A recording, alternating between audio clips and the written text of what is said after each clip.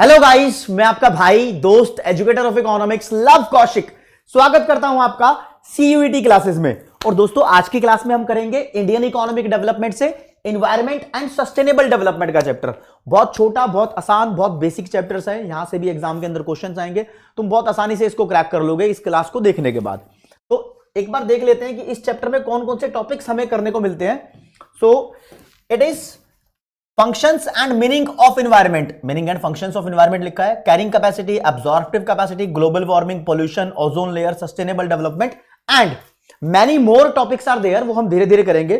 सबसे पहले आपको एनसीईआरटी का क्रक्स कराऊंगा, यानी आपको जल्दी से बता दूंगा इस चैप्टर का कंटेंट क्या है, और फिर भागेंगे अपने एमसीक्यूज पे। वही मेन है एक्चुअली। तो दोस्तों, शुरुआत यहां पर की गई है। देखो, अब ना वर्ड्स को टारगेट करना। सीयूईटी में अप्रोच क्या है? थ्योरी का रट्टा मारना अप्रोच नहीं है। जो कॉन्सेप्ट मैं अपने मुंह से बोल रहा हूं, जो चीजें आपको सुना रहा हूं, वो चीजें थोड़ा सुनना, ताकि तुम्हारे दिमाग के अंदर एक इंप्रेशन क्रिएट हो जाए एमसीक्यू सॉल्व करने का। एमसीक्यू में क्या होता है ना, कई बार कुछ कॉन्सेप्ट हमने मात्र सुने होते हैं, उस वजह से हम एमसीक्यू में सही ऑप्शन चूज कर लेते हैं और मामला ठीक बैठ जाता है। तो वो अप्रोच होनी चाहिए। इतना सारा रट्टा मारोगे तो इतने शॉर्ट फेज ऑफ टाइम पे इतना बड़ा रट्टा नहीं लग सकता, और उसमें भी अलग वैरायटी से एमसीक्यूज बन गए तो फिर काम 35, मतलब काम गड़बड़ हो सकता है। तो नंबर 1 चीज, 8वीं 9वीं क्लास के अंदर मीनिंग बताया हुआ है इन्वायरमेंट का क्या होता है। ठीक है जी। तो हर एक बच्चा अभी तक तो यहां तक जानता है इन्वायरमेंट का मतलब हमारे आसपास की सभी चीजें, हमारे सराउंडिंग में जो भी आइटम आता है, चाहे वो जिंदा है तो उसको बोलेंगे बायोटिक एलिमेंट, जैसे कि हम, हमारे दोस्त, फैमिली, जीव जंतु यानी एनिमल्स, पेट्स वगैरह सब कुछ आ गए इसमें। या फिर वो टेबल फर्नीचर जैसी नॉन लिविंग थिंग भी हो सकती है, वो एबायोटिक एलिमेंट होता है। ठीक है। तो लिविंग मटेरियल अगर हमारे पास है तो उसको बायो बोलेंगे, बायोटिक। और अगर नॉन लिविंग मटेरियल हमारे पास, हमारे आसपास को बोलते हैं सराउंडिंग्स, तो उसको नॉन लिविंग बोलेंगे। यानी environment is the sum total of all biotic and abiotic elements surrounding us, that's it.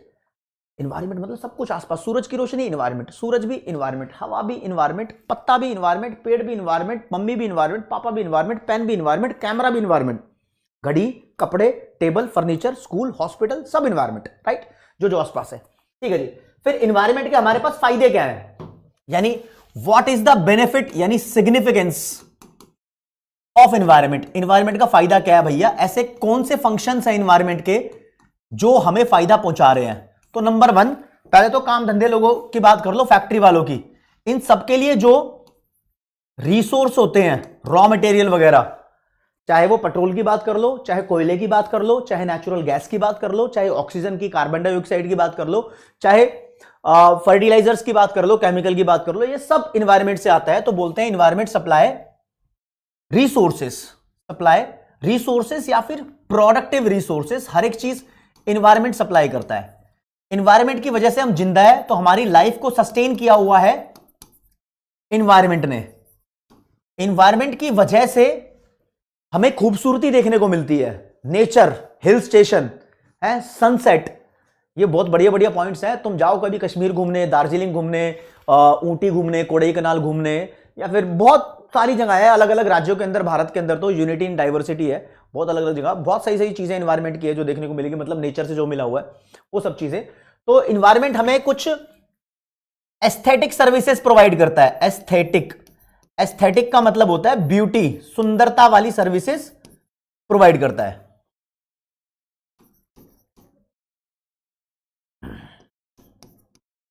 ठीक है।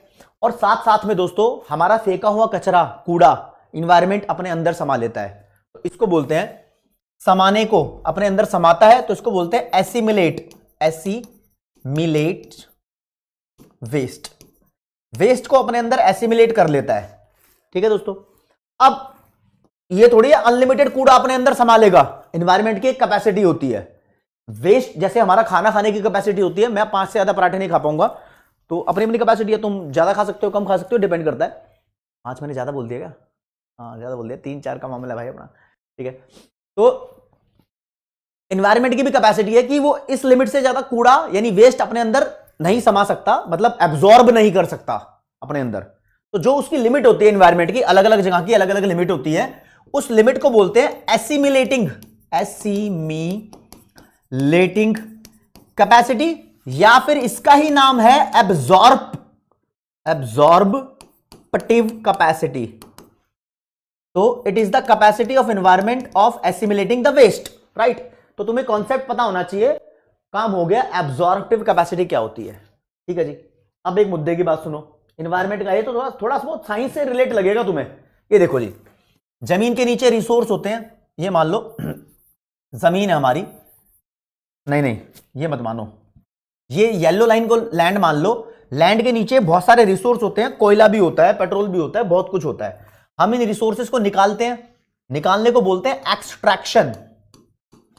एक्सट्रैक्शन ऑफ रिसोर्स करते हैं हम, करते हैं जी, बिल्कुल करते हैं। ओके, रिपोर्ट निकालते हैं। तो जमीन के अंदर रिसोर्स बन भी रहे हैं, जो ये बनते हैं ना, इसको जनरेशन नहीं बोलते, मतलब जनरेट होना, समझा करो जैसे बोलता हूं मैं कहीं भाई है। जनरेशन ऑफ रिसोर्स नहीं बोलते, इसको बोलते हैं regeneration of resources, regeneration of resources. तो ऐसा कहा जाता है कि जो हमारी रिसोर्स को एक्सट्रैक्ट करने की जो स्पीड है, एक्सट्रैक्ट करने की मतलब जो रिसोर्सेस को हमारी निकालने की स्पीड है, वो रिसोर्सेस के रीजनरेट होने की स्पीड से कम होनी चाहिए। मतलब यहां पर अगर डेली 10 किलो रिसोर्स बन रहे हैं तो आप 11 किलो मत निकालो, ऑलरेडी भी बहुत सारी स्टॉक है, वो धीरे धीरे खत्म हो जाएगी, फिर फिनिश हो जाएगा नीचे मामला। तो मतलब जो रेट ऑफ एक्सट्रैक्शन है should be less then rate of regeneration, समझ रहे हो। तो मैं दो बातें बोलता हूं एनवायरमेंट के अंदर, बड़ी इंपॉर्टेंट है। एक तो हम जो कचरा फैला रहे हैं वो कचरा एसिमिलेटिंग कैपेसिटी के अंदर होना चाहिए, मतलब जो एनवायरमेंट की कैपेसिटी है कचरा समाने की अपने अंदर, मान लो एनवायरमेंट अपने अंदर 10 किलो कचरा समा सकता है, तो आप 11 किलो कचरा मत फैलाओ। तो कचरा उतना होना चाहिए जितना एनवायरमेंट अपने अंदर एब्जॉर्ब कर सके, प्लस दूसरी कंडीशन समझना, हमें उतने रिसोर्स जमीन से एक्सट्रैक्ट करने चाहिए, उतनी स्पीड से निकालना चाहिए जो स्पीड जमीन के अंदर रिसोर्स बन रही स्पीड से कम हो। यानी नीचे जिस स्पीड से रिसोर्स बन रहे हैं उससे कम स्पीड से निकालो भैया, नीचे रहने दो बहुत सारे रिसोर्स। इन दोनों कंडीशंस को बोलते हैं मिलाकर कैरिंग कैपेसिटी। क्या बोलते हैं ये दोनों कंडीशंस, एनसीईआरटी में लाइन लिखी हुई है, carrying capacity implies two things. Thing number 1 कि कचरा उतनी कैपेसिटी में फैलाओ जितना एनवायरमेंट एब्जॉर्ब कर सके, यानी waste should be in the absorptive capacity. और second condition, the rate of resource extraction should be less than the rate of resource regeneration. ठीक है, दोनों को बोलते हैं, बस आपको वर्ड ध्यान में रखना है, कॉन्सेप्ट थोड़ा रिलेट करना है। अगर इन दोनों कंडीशंस को वायलेट कर लिया जाता है, हम कैरिंग कैपेसिटी को फॉलो नहीं करते, तो एनवायरमेंट में आ जाएगी problem. This is called environmental crisis. Crisis का मतलब प्रॉब्लम, एनवायरमेंटल किसी ना किसी क्राइसिस से जूझेगा, कोई ना कोई प्रॉब्लम आ जाएगी। और जो एनवायरमेंटल प्रॉब्लम आपको पढ़नी है अपने कोर्स में, पहली प्रॉब्लम मैं आपको पढ़ाऊंगा ग्लोबल वार्मिंग, फिर पढ़ोगे आप ओजोन लेयर की डिप्लीशन, फिर थोड़ा बहुत जानोगे आप पॉल्यूशन के बारे में, और आपको देखना है लैंड डिग्रेडेशन भी। ओवरव्यू ले लो एक बार, एनसीईआरटी क्रक्स देखने हैं दोस्तों। डिग्रेडेशन एक एक करके ध्यान रखते हैं, चलो चीजों को। ग्लोबल वार्मिंग की बात करते हैं। जब ग्लोब यानी इंटरनेशनल लेवल पे गर्मी बढ़ने लगती है, यानी एवरेज टेम्परेचर ऑफ द अर्थ जब बढ़ने लगता है, तो this is called global warming. Global warming क्यों हुई? ग्लोबल वार्मिंग इसलिए हुई क्योंकि कुछ गैसेज हैं एनवायरमेंट में, उसने अपनी लेयर बना रखी है। वो गैस की प्रॉपर्टी ऐसी होती है, वो लेयर बना लेती है, वो एनवायरमेंट के अंदर जो गर्मी होती है ना, उसको अंतरिक्ष में नहीं जान देती, वो गर्मी का भभका बना देती है पृथ्वी पे। उन गैसेस को बोलते हैं ग्रीन हाउस गैसेस। उसमें सबसे बड़ा एग्जांपल है carbon dioxide, water vapour, nitrous oxide, methane, ethane. आपसे पेपर में क्वेश्चन पूछ सकता है कि ग्रीन हाउस गैस का एग्जांपल दो, या ग्लोबल वार्मिंग का सबसे बड़ा रीजन बताओ। सबसे बड़ा रीजन ग्रीन हाउस गैस है, लेयर बना रखी है, गर्मी रह गई जमीन में ही, यानी पृथ्वी में रह गई। अब इसकी वजह से क्या होगा, इसके साइड इफेक्ट क्या होंगे? ग्लोबल वार्मिंग का सबसे बड़ा साइड इफेक्ट है कि जो बर्फ के पहाड़ हैं वो पिघलने लगेंगे। गर्मी होगी तो बर्फ के पहाड़ धीरे धीरे पिघल रहे हैं, बर्फ का पहाड़ पिघल रहा है तो पहाड़ों से नदियां निकलती है, नदी का पानी ज्यादा हो गया, नदी का पानी ज्यादा हो गया तो वो ज्यादा पानी समुद्र में गिरेगा, तो समुद्र का सी लेवल बढ़ जाएगा। ठीक है, तो सी लेवल बढ़ जाता है। अब समुद्र के अंदर भी कुछ बर्फ के पहाड़ होते हैं जिसे आइसबर्ग बोलते हैं, वो भी पिघलने लगेंगे, तो उससे वही समुद्र का सी लेवल बढ़ जाएगा। सी लेवल बढ़ने से समुद्र के पास का जो इलाका है उसको कोस्टल एरिया बोलते हैं। कोस्टल एरिया में फ्लड आ सकती है, रहने की जगह कम हो जाएगी, समुद्र बड़ा हो जाएगा ना, है? तो सी लेवल का इंक्रीज करना और कोस्टल एरिया में फ्लड, ये एक इंपैक्ट है ग्लोबल वार्मिंग का। अगला सुनो, गर्मी पड़ रही है तो कई जगह खेती वाले इलाकों में सूखा आ जाएगा। सूखा मतलब ड्राउट, सूखा आ जाएगा, ड्राउट हो जाएगा, मतलब भाई सब कुछ सूख रहा है, पानी सूख गया गर्मी से, है ना। और कहीं कहीं देखो बढ़ रहा है, तो कहीं ड्राउट है कहीं फ्लड है। और गर्मी में कुछ बीमारी होती है स्पेशल, जैसे कि chikungunya, dengue, cholera, yellow fever, ये बीमारियां बढ़ जाएंगी। तो इसके साइड इफेक्ट तो बहुत सारे हैं, ठीक है, ये ध्यान रखना। तो आपको ग्लोबल वार्मिंग क्या होती है? It is average gradual, gradual मतलब धीरे धीरे। Global warming is gradual rise in the overall temperature of the earth. Reason greenhouse gas. Impact मैंने बता दिया आपको कि कोस्टल एरिया में फ्लड आ सकती है, rise in the level of sea, और ड्राउट आ सकता है, और कुछ ट्रॉपिकल डिसीज फैल सकती है। ट्रॉपिकल का मतलब गर्मी की बीमारियां है, जो आंधी है वो गर्म हो जाएगी, लू बोलते हैं ना, ट्रॉपिकल स्ट्रॉम्स बोलेंगे उसको, बहुत स्ट्रांग हो जाएंगे वो। ओजोन लेयर डिप्लीशन क्या है भैया? देखो जी, हमारी पृथ्वी के ऊपर एक लेयर बना रखी है ओजोन गैस की। ओजोन गैस की जो लेयर है उसे बोलते हैं ओजोन लेयर। उसका एक फायदा है, सूरज के अंदर से जो किरणें आती हैं पृथ्वी पे, उस किरणों के अंदर एक नेगेटिव चीज होती है जो हमारी बॉडी को नुकसान पहुंचाएगी, उसे बोलते हैं अल्ट्रा वायलेट रेडिएशन या फिर ultraviolet rays, UV rays बोल लो। तो ये जब हमारी स्किन के ऊपर पड़ती है ना, तो स्किन कैंसर होने के चांसेस ज्यादा हो जाते हैं। तो ओजोन की लेयर है, इसकी एक खास प्रॉपर्टी है कि वो सूरज की किरण में से आने वाली अल्ट्रावायलेट रेज को अंदर नहीं आने देगा, ठीक है।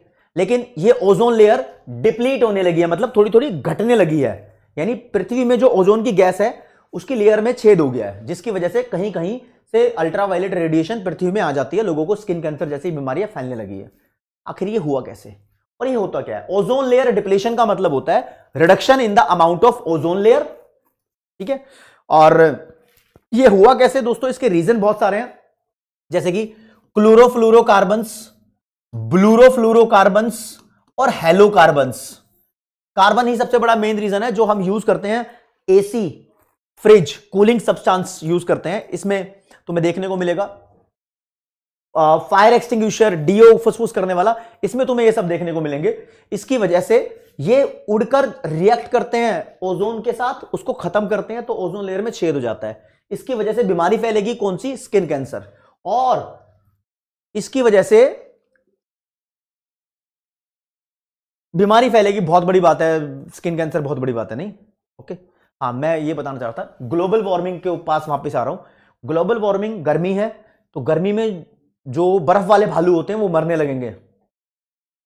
बर्फ वाले भालू मतलब सफेद भालू, मतलब जो स्पीसीज ठंडी जगह पर रहती है वो एक्सटिंक्ट हो सकती है, मतलब लुप्त हो सकती है हमेशा के लिए, ठीक है।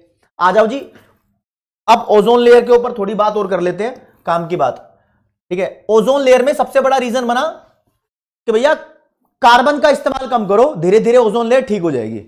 तो इसके लिए कनाडा के अंदर एक जगह है, मॉन्ट्रियल जगह है, यहां पर यूनाइटेड नेशन की बहुत सारे देशों ने बैठकर एक रूल बनाया, उस रूल को बोलते हैं मॉन्ट्रियल प्रोटोकॉल, ठीक है। कब बनाया? 1987 में। बोला कि भैया हम बहुत सारे प्रयास करेंगे कि ओजोन लेयर बची रहे, डिप्लीट ना हो।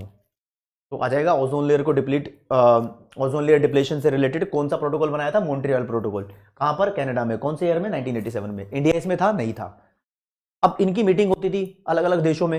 एक दिन 1992 में मॉन्ट्रियल प्रोटोकॉल की मीटिंग लंदन में हुई। तो जब लंदन में हुई तब इंडिया भी इसका मेंबर बन गया। तो इंडिया ने मॉन्ट्रियल प्रोटोकॉल को कब ज्वाइन किया? 1992 में। कहां पर? लंदन में बैठ के, ठीक है जी। ये बात भी आ सकती है। अब तुमसे ये नहीं पूछेगा पोल्यूशन क्या होता है, इसके कितने टाइप्स होते हैं। तुम्हारे पास ये है कि सबसे बड़ा पोल्यूशन एयर पोल्यूशन और वाटर पोल्यूशन, इन दोनों को कंट्रोल करने के लिए सरकार ने सेंट्रल पोल्यूशन कंट्रोल बोर्ड बनाया 1974 में। यह कहता है कि दो टाइप ऑफ पोल्यूशन को मैं देख लूंगा, ठीक है। आजकल न्यूज़पेपर में देखते हो ना, एयर क्वालिटी इंडेक्स दिल्ली का इतना है, मुंबई का इतना है, तो वो सब यही करता है CPCB, central pollution control board. Copy में लिख लेना फुल फॉर्म, थोड़ा सा होमवर्क काइंड ऑफ तुम्हारे लिए हो जाएगा। ये शुरू में ही इसने 17 ऐसी इंडस्ट्रीज की कैटेगरी का पता लगाया जो पोल्यूशन फैला रही थी। तो आता है कि सीपीसीबी ने कितनी कैटेगरी ऑफ इंडस्ट्रीज का पता लगाया जो पोल्यूशन फैला रही हैं, 17, ये पेपर में आता है। अच्छा जी, अगला क्या है, लैंड डिग्रेडेशन। लैंड डिग्रेडेशन का मतलब दोस्तों लैंड की जो हेल्थ है, जमीन की जो हेल्थ है उसका खराब होना। मतलब जमीन की हेल्थ क्या है भाई, जमीन की मिट्टी के अंदर बहुत सारे न्यूट्रिशन होते हैं जिस वजह से पौधा बड़ा होता है। अब वो खराब हो जाएगी या तो डिफोरेस्टेशन से, जब तुम पेड़ की अंधाधुंध कटाई करोगे उससे भी हो सकता है, या कैसे, पेड़ की अंधाधुंध कटाई से कैसे होगा, जब पेड़ों की अंधाधुंध कटाई होगी तो जमीन में पेड़ कम होंगे, ठीक है, जमीन में पेड़ कम होंगे तो कहीं फ्लड आ गई, फ्लड आने से मिट्टी जो जमीन की उपजाऊ है वो कहीं और चली जाएगी। पेड़ ज्यादा होते हैं तो पानी का प्रेशर कम कर देते हैं, मतलब मिट्टी वहीं रहती है जितनी हो सके उतनी।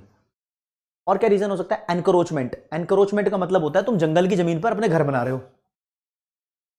तुम पक्के घर बना रहे हो वहां पर, फिर क्या हेल्थ बचेगी उसकी। एक होता है सोइल इरोजन। सोइल इरोजन मृदा अपरदन बोलते हैं हिंदी में, मतलब जो उपजाऊ मिट्टी है वो एक जगह से दूसरी जगह शिफ्ट हो जाती है, तो तेज हवाओं से, आंधी से या फ्लड से भी हो जाती है। बहुत सारे कारण हैं जमीन की जो हेल्थ है, उसके जो न्यूट्रिशन है उसको बर्बाद करने के। एक तो फार्मर्स को, काफी सारे फार्मर्स को एक साइंटिफिक पैटर्न ऑफ क्रॉपिंग नहीं पता, क्रॉपिंग का सही पैटर्न क्या है, तो गलत तरीके से क्रॉपिंग करते हैं, मतलब कुछ ऐसी फसलों का प्रोडक्शन कर देते हैं जैसे कि इंडिगो, जो जमीन के अंदर से बहुत सारे न्यूट्रिशन को अपनी तरफ खींच लेगी, ठीक है। अब जमीन के अंदर कम न्यूट्रिशन बचे हैं तो ऐसी फसल उगाओ जो थोड़े कम न्यूट्रिशन ले, वो फिर से इंडिगो उगा देगा, तो बचेगा क्या जमीन के अंदर, बंजर हो जाएगी धीरे धीरे। तो क्रॉपिंग पैटर्न पता होना चाहिए, एक साइंटिफिक वे पता होना चाहिए। तो लैंड डिग्रेडेशन का मतलब लैंड की जो हेल्थ है उसका डिग्रेड होना, land degradation is the full form, ठीक है, डिग्रेड होना, ग्रेड डी होना, खराब होना, राइट। चलो जी, इतना करने के बाद हमारे पेपर में जो बचा हुआ है, this is environmental protection act. कब आया, इन्वायरमेंटल प्रोटेक्शन एक्ट 1986 में आया। काफी सारी जगह देखने को मिला है कि हाँ ये क्वेश्चन है, लेकिन इसमें बुक में लिखा नहीं है, फिर भी आपको बता दिया। फिर सस्टेनेबल डेवलपमेंट क्या होता है बाबा, बाबा सस्टेनेबल डेवलपमेंट एक ऐसा डेवलपमेंट का प्रोसेस है जिसमें डेवलपमेंट सस्टेन रहती है, मतलब हमेशा के लिए बनी रहती है, बनी मतलब मेंटेन रहेगी। तो sustainable development is the process of development जिसमें हम रिसोर्सेज को कुछ इस तरीके से यूज करेंगे कि वो भविष्य के लोगों के लिए यानी फ्यूचर जनरेशन के लिए भी अवेलेबल रहें, है ना। It is the process of development where resources are used in such a way that the needs of future generation is not compromised, right? Future generation की जो नीड्स है वो कॉम्प्रोमाइज ना हो, खत्म ना हो, हम यूज नॉर्मल तरीके से यूज करें यार, ज्यादा इधर उधर स्कूटियां ना घुमाएं, पेट्रोल कैसी तैसी ना करें, बचा के रखें, क्योंकि ये खत्म हो गया तो फ्यूचर की जनरेशन को कैसे मिलेगा। तो सस्टेनेबल डेवलपमेंट के लिए कुछ स्ट्रैटेजीज हैं जो ध्यान रखनी है, क्या क्या है, यानी भविष्य की जो आने वाली जनरेशन है, आने वाली पीढ़ी है, उनके लिए भी रिसोर्स रहे। तो आप रिसोर्सेज को एक एफिशिएंट वे में इस्तेमाल करो, वेस्टेज ऑफ रिसोर्सेज मत करो। कार पुलिंग करो, कार पुलिंग मतलब 4 बंदों के बैठने की जगह है कार में, अकेले मत जाओ, हो सके तो यार दोस्तों को लेके जाओ, जबरदस्ती नहीं, मतलब अगर ऑफिस जाते हो एक ही जगह जाना है तो ऐसे करो। बिजली का जो बढ़िया तरीका है यानी सोलर पैनल वगैरह लगाओ, ठीक है, वो तरीका ठीक है, क्योंकि बिजली ज्यादातर हमारे देश के अंदर कोल से बन रही है, कोयले से बनेगी तो फिर नुकसान होगा, कार्बन फैलेगा, पोल्यूशन होगा, ठीक है, ग्लोबल वार्मिंग भी हो सकती है, ओजोन लेयर डिप्लेशन भी हो सकती है, बहुत सारे नुकसान है उसके।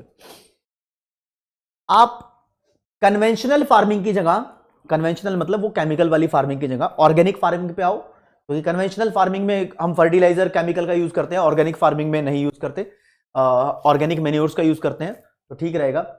आप मिनी हाइडल प्लांट्स लगाओ, मिनी हाइडल ये क्या होते हैं, मिनी हाइडल देखो, एक हाइड्रो इलेक्ट्रिसिटी होती है, हाइड्रो पावर या हाइड्रो इलेक्ट्रिसिटी का मतलब ऐसा ऐसी बिजली जो पानी से बनी है।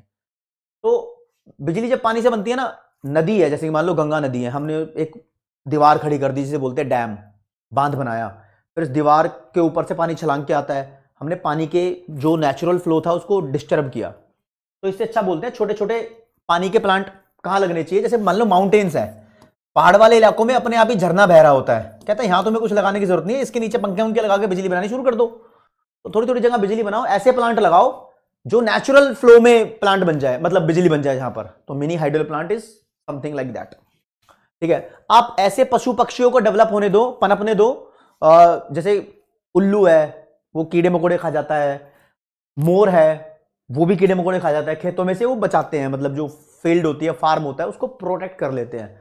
ऐसे पशु पक्षियों को डेवलप होने दो, कोई दिक्कत नहीं है। नीम कोटेड यूरिया यूज करो, यूरिया एक खाद का नाम है, उसके ऊपर नीम की कोटिंग डाल दो। खतरनाक पेस्टिसाइड यूज मत करो, तो कुछ अच्छी चीजें करो, ठीक है। क्लीनर फ्यूल यूज करो, पेट्रोल और डीजल की जगह तुम सीएनजी को यूज करने की कोशिश करो। आजकल तो इलेक्ट्रिक कार्स आ रही है, उसको यूज करने की कोशिश करो, ठीक है। तो दीज आर सम मेजर्स, यानी बहुत बेसिक बातें हैं जिससे हमारी डेवलपमेंट ठीक रहेगी, लंबे टाइम तक बनी रहेगी, फ्यूचर की जनरेशन को भी वो रिसोर्सेज मिलेंगे जो हम यूज कर रहे हैं, ठीक है। तो दोस्तों अब आते हैं, ये क्रक्स ऑफ एनसीईआरटी था, आपको करने अब एमसीक्यूज। तो एमसीक्यूज करने का तरीका है, बहुत जल्दी हो जाएंगे। क्यों हो जाएंगे जल्दी? मैं क्वेश्चन पढ़ूंगा, या आपने देख लिया तो वीडियो पॉज कर दो, अपना आंसर जज कर लो, फिर देख लो मैंने क्या बताया है, ठीक है जी। क्या लिखा है? Dash is the total planetary inheritance of all resources which surround us. कितनी खतरनाक लैंग्वेज लिखी है। कह रहा है एक ऐसी चीज है जो पूरे प्लैनेट पे है, हमारे आसपास जो भी है उसको क्या बोलते हैं। इन्वायरमेंट की डेफिनेशन लिखी हुई है दोस्तों, this is the definition of environment. बहुत सारी डेफिनेशन हो सकती है, एक मुश्किल वाली यहां लिखी हुई है। अगला, study of environment is the study of dash between biotic and abiotic components. Environment की जब स्टडी करते हैं तो बायोटिक और एबायोटिक एनवायरमेंट में हम रिलेशन को देखते हैं, तो it is the interrelationship. ये लिखा है इंटर रिलेशनशिप, इसको देखेंगे दोस्तों, बिटवीन बायोटिक और एबायोटिक। बायोटिक मतलब living. Dash plants use the energy of such stream to move small turbines. ऐसा कौन सा प्लांट है जो, स्ट्रीम का मतलब होता है पानी की धारा, यहां पर जैसे पहाड़ होते हैं, यहां पर छोटी छोटी पानी की धारा बह रही होती है, हम इसको यूज करते हैं, छोटे छोटे टर्बाइन लगाते हैं और बिजली क्रिएट करते हैं। तो ऐसे प्लांट्स को क्या बोलते हैं? पौधे मत समझो, प्लांट का मतलब पूरा सेटअप है मशीन का। This is called Binny hydel plants. जब तक तुम ये क्वेश्चन नहीं करते ना, तब तक इसका आंसर सही नहीं लिख के आते, समझे? चलो जी। Dash implies that waste generated is within the assimilation capacity of the environment. यानी ऐसा कौन सा कॉन्सेप्ट है जो कहता है कि जो हमें वेस्ट फैलाना है एनवायरमेंट में, वो एनवायरमेंट की एब्जॉर्प्टिव कैपेसिटी के अंदर होना चाहिए। देखो, एब्जॉर्प्टिव कैपेसिटी की डेफिनेशन नहीं पूछी, ये कंडीशन है, ये कैरिंग कैपेसिटी है। हमने दो कंडीशन पढ़ाई थी कैरिंग कैपेसिटी की, उसकी एक यही है, अब नहीं तो बैक करके देख लो उसको। Global warming is a result of dash, यानी ग्लोबल वार्मिंग का कारण पूछा है। यहां तुम देखोगे तो सबसे बड़ा कारण ग्लोबल वार्मिंग का दिखेगा, इंडस्ट्रियल रेवोल्यूशन। अब इसको तुम कैच कर पाओगे, इंडस्ट्रियल रेवोल्यूशन कैसे? भैया बहुत सारी फैक्ट्रीज हैं, उसमें से कुछ सामान बनता होगा, उसके ऊपर चिमनी लगी होती है, वहां से जहरीला धुआं निकलता है, कार्बन फैलता है। कार्बन एक सबसे बड़ा ग्लोबल वार्मिंग का रीजन है, यानी ग्रीन हाउस गैस है, वो गर्मी क्रिएट करता है तो पोल्यूशन का भी, लेकिन इसका सबसे बड़ा रीजन यही है। Dash of negative environment impact are high. किस चीज का नेगेटिव एनवायरमेंट इंपैक्ट हाई है? नहीं, इन चार ऑप्शन को पढ़ो, देखो कौन सा वहां पर अटैच हो रहा है। Carrying capacity of negative environmental impact आ रहा है, लाइन नहीं बन रही। Absorptive capacity of negative environmental impact आ रहा है। समझो पहले क्वेश्चन क्या है। एनवायरमेंट के जो नेगेटिव इंपैक्ट्स हैं, यानी एनवायरमेंट को जो बिगाड़ दिया गया है, जैसे कि ग्लोबल वार्मिंग हो गई है, ओजोन लेयर डिप्लेशन हो गई है, तो इसकी वजह से क्या चीज बड़ी है? इसकी वजह से एक लैंग्वेज है, तुम्हें समझ नहीं आएगी। अपॉर्चुनिटी कॉस्ट इसकी ज्यादा है। अपॉर्चुनिटी कॉस्ट मतलब अगर तुम्हारे पास दो ऑप्शन है, तुम एक को चूज कर लोगे, तो जिसको चूज नहीं करोगे ना, उसकी वैल्यू को बोलते हैं अपॉर्चुनिटी कॉस्ट। तो अगर तुमने चूज कर लिया एनवायरमेंट को बर्बाद करना है, नेगेटिव करना है, तो इसके जो नुकसान है ना, यानी भैया इसकी वजह से कुछ तो नुकसान मिलेगा तुम्हें, वो बहुत हाई है, मतलब बहुत बड़ी चीज है वो। एक लाइन है, ध्यान रखना बस, इसको नहीं तक करना। आगे, the Appiko movement took place in. Appiko movement एक आंदोलन था, चिपको उत्तराखंड में शुरू हुआ, चिपको आंदोलन। अपिको मूवमेंट शुरू हुआ कर्नाटका में, तो यहां लिखा है कर्नाटका क्या? हाँ, कर्नाटका में शुरू हुआ। क्या था ये? बेसिकली अपिको का मतलब होता है गले लगना, यानी पेड़ों की अंधाधुंध कटाई को रोकने के लिए लोगों के द्वारा शुरू किया गया एक आंदोलन था, जहां पर पेड़ से लोग गले लग जाते थे, कहते थे पेड़ काटेगा तो उससे पहले मुझे काट, ऐसा बोलते थे, ठीक है। उत्तराखंड में इसका नाम चिपको था, वहां अपिको था। अगला, dash refers to the development that meets the needs of present generation. ऐसा डेवलपमेंट का प्रोसेस जिसमें हमारी प्रेजेंट जनरेशन की नीड्स को पूरा किया जा रहा है, मीट किया जा रहा है। Without compromising the ability of future generation. मतलब फ्यूचर जनरेशन की एबिलिटी से कोई कॉम्प्रोमाइज नहीं हो रहा है ताकि वो अपनी नीड्स को मीट कर लें, मतलब पूरा कर लें। फ्यूचर जनरेशन से खिलवाड़ नहीं, और अपनी भी डेवलपमेंट हो रही है। ऐसा डेवलपमेंट का प्रोसेस कहलाता है सस्टेनेबल डेवलपमेंट। डेफिनेशन है, आगे आ जाओ। डैश फोकस, एम्फासिस का मतलब होता है focus. Dash focus on protecting the future generation. Sustainable development focus करता है, ठीक है ना, सस्टेनेबल डेवलपमेंट फोकस करता है फ्यूचर जनरेशन को प्रोटेक्ट करने के लिए। लेकिन दोस्तों यहां पर ऐसा कुछ कॉन्सेप्ट नहीं है। यहां पर एक मैं बताऊं, ब्रिटलैंड कमीशन थी, एक कमेटी थी जो ब्रिटलैंड में बैठी थी। इसने सबसे पहले फोकस किया था कि फ्यूचर जनरेशन को हमें बचाना है। तो यहां पर ये आंसर आएगा, बच्चा सस्टेनेबल डेवलपमेंट कर था। मैं कुछ एमसीक्यूज में भी कॉन्सेप्ट कराता हूं, जरूरी नहीं है कि सारा शुरू में ही हो गया, कुछ चीजें एमसीक्यूज में भी होती है, आपको ध्यान रखना चाहिए। अगला भैया, ये ए और बी साइड दी हुई है, इतने में आप वीडियो पॉज कर दोगे, फिर देखोगे कि सही आंसर क्या है। तो आपको मैचिंग करनी है, यानी देखो ए के सामने 4 वाला ठीक रहेगा क्या? ये रे ए बी सी डी, ये रे 1 2 3 4। ए है world commission on environment and development. 4 कहां है? Threat to Indian environment. यार वर्ल्ड में कोई कमीशन बैठेगी इन्वायरमेंट को बचाने के लिए, तो इंडिया के लिए थ्रेट होगा क्या? गलत है। बी के लिए 1, सेंट्रल पोल्यूशन कंट्रोल बोर्ड। 1 मतलब एड्रेस करता है वाटर और एयर पोल्यूशन को। हाँ, ये 1974 में स्टैब्लिश हुआ था। This is right. आगे बढ़ना ही क्यों है, बी के साथ जाएंगे, ठीक है। फिर दोबारा मैचिंग वाला है, ये भी आ सकता है। क्या लिखा है? ए के साथ 2 ठीक है क्या? देखते हैं। Thermal power plant 2, inundates forest. Thermal power plant का फॉरेस्ट से क्या लेन देन है? मतलब फॉरन में लगते हैं। थर्मल पावर ऐसी पावर होती है जो कोयले से बनी है, कोई लेन देन नहीं है। बी के साथ 4, हाइड्रो इलेक्ट्रिक पावर प्लांट, मतलब पानी के जो प्लांट होते हैं, बांध वाले, डैम वाले। 4, fuel for vehicles in urban areas. ये फ्यूल है, बिजली बनाने का तरीका भाई, वो तो फ्यूल का है।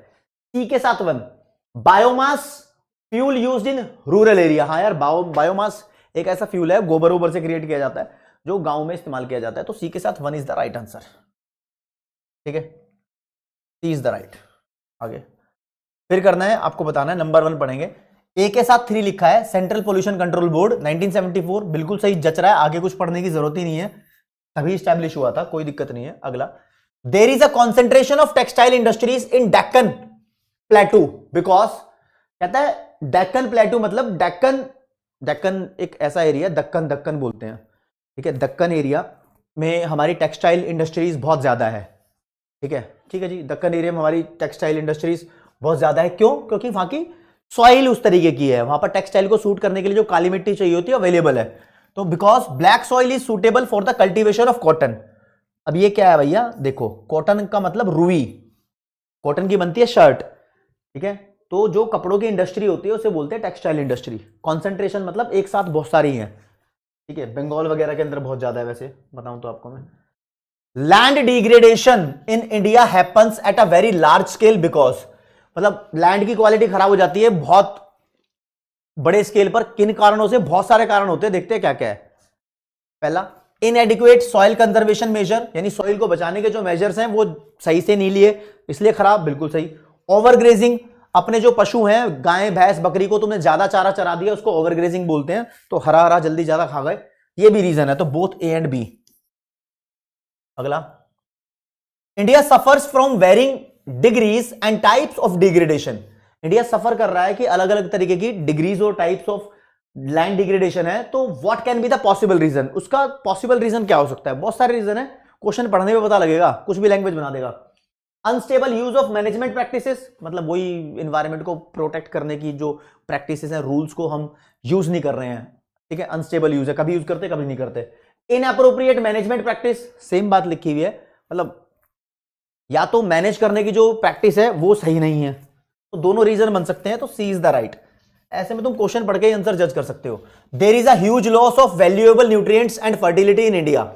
जो लैंड में फर्टिलिटी और न्यूट्रिएंट्स होते हैं उसका बहुत बड़ा नुकसान हो रहा है। इसका रीजन क्या हो सकता है?